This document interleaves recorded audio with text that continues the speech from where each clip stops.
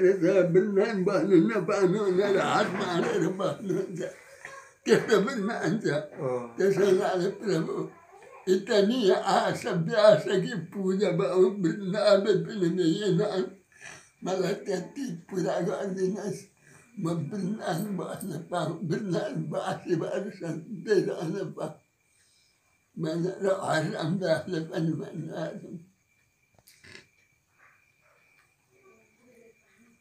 अनि अरू वृन्दावनको महत्त्वहरू भन्नुहोस् न हजुरबा। म भिडियो बनाउँछु।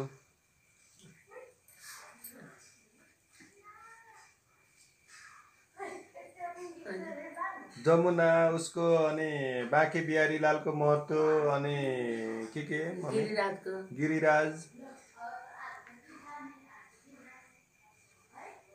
गिरिराजको महत्त्व हजुरबा गिरिराजको महत्त्व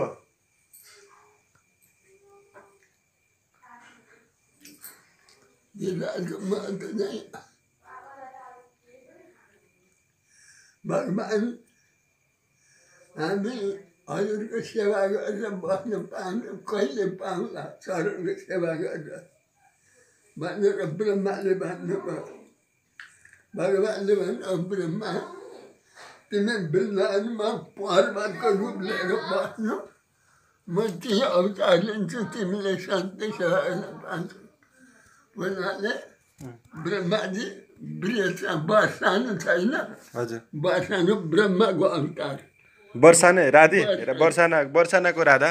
अनि शङ्करजीले प्रभु म कसरी पाउँछु नि म पनि तपाईँ पनि जानु वृन्दावनमा पर्वत भर लिनु म त्यही अवतार लिएर गएको भनेपछि शङ्करजी नन्दगामबाट आउनुभयो। नन्दगाम हेर्दा शिवजीको जस्तो अग्लो छैन शिवजीको अवतार भएको। त्यहाँबाट भगवान् विष्णुले किन म पनि कसरी